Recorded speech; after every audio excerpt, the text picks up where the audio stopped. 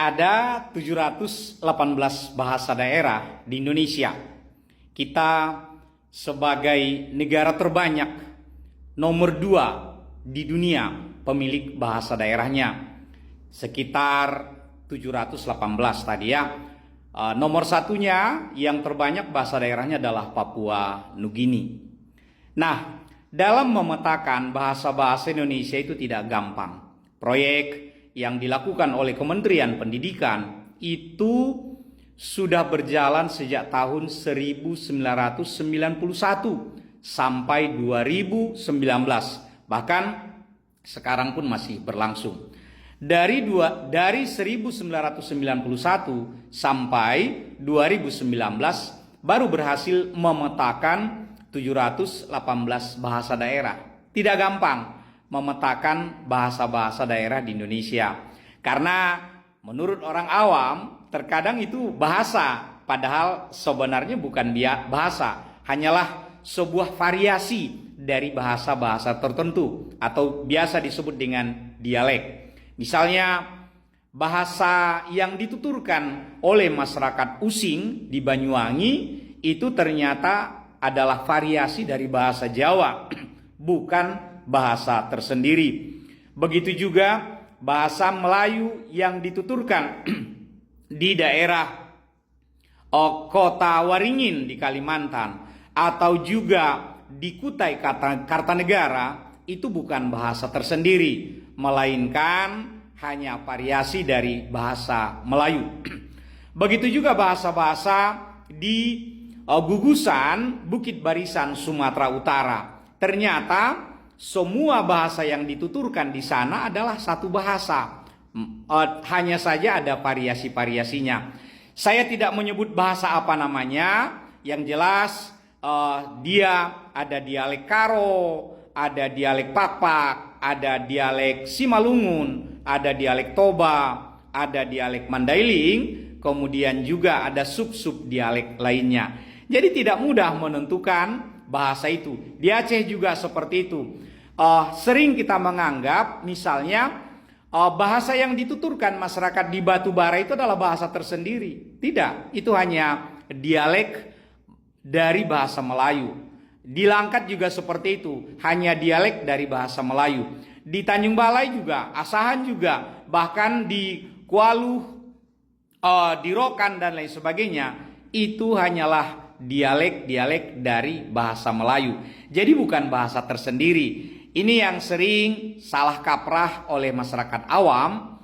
Setiap mendengar ada tuturan kata yang berbeda, mungkin intonasinya, lagu kalimatnya, logatnya dan lain sebagainya, masyarakat awam sering menganggap itu sebagai bahasa yang berbeda. Padahal untuk menentukan sebuah bahasa itu berbeda, diperlukan sebuah alat ukur yang disebut dengan dialektometri. Dialektometri ini juga rumusan dengan memperbandingkan kosakata dalam dua bahasa yang diperbandingkan.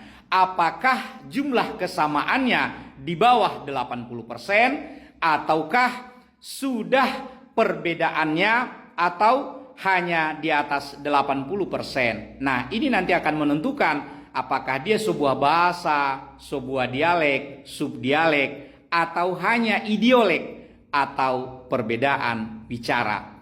Nah, ini salah satu tugas yang biasa kami lakukan, bagaimana mendiseminasikan hasil kerja-kerja dalam pemetaan bahasa. Saat ini agar lebih mudah, kami mencoba pemetaan bahasa di Indonesia itu dengan digitalisasi peta bahasa, menghadirkan pakar-pakar di bidangnya yang memang guru besar dialektologi di tanah air. Misalnya dari ujung barat di Universitas Andalas ada Profesor Nadra. Kemudian di Universitas Indonesia ada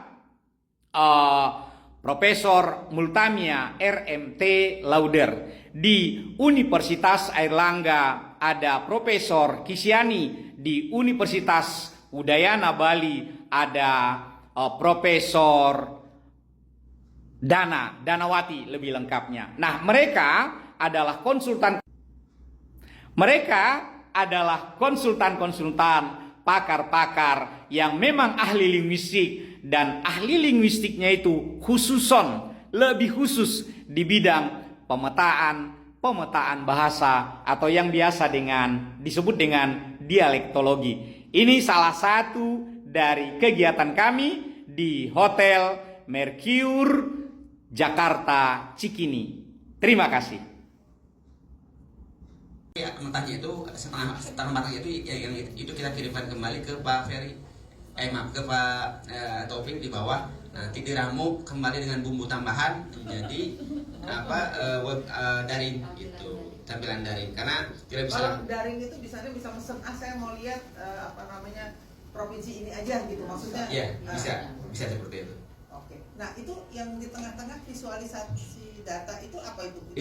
Jadi ada data dari Pak Ferry berbentuk diatometer tadi yang angka-angka itu, yang berisi angka dengan koordinat, kemudian digabungkan dengan data spasial yang di dalamnya ada batas wilayah, isinya desa seluruh Indonesia. Kami ramu menjadi bahan setengah matang yang dengan teknik kartografi menjadikan sebuah peta yang warna-warni sebelah kanan itu. Seperti itu. Nah, sekarang concern saya jadinya itu antara kotak hitam dan pangkalan data bahasa itu adalah di yurisdiksinya Badan Bahasa. Lakukan itu untuk pemajuan kebudayaannya itu dari sudut bidang bahasa itu apa? Itu tidak ada. Sedangkan di RUU Bahasa Daerah yang kebetulan saya buat, saya sebagai ketuanya di DPD itu tuh ada langkah-langkahnya apa saja gitu loh, detail sekali. Jadi secara operasional tuh jelas, termasuk boleh buka program studi bahasa daerah. Sekarang kan nggak boleh. Mau buka program studi bahasa daerah, nggak penting katanya gitu. Kan susah. Di satu sisi kita dipaksa, kita harus melakukan pelestarian, perawatan bahasa daerah, tapi di sisi lain untuk buka pakar misalnya dalam bahasa Batak, pakar dalam bahasa Mori, pakar dalam bahasa apapun nggak boleh kan gitu. Jadi, di undang-undang itulah disebutkan bahwa itu boleh gitu loh. Jadi undang-undang itu justru untuk memperlancar ke sana semua gitu.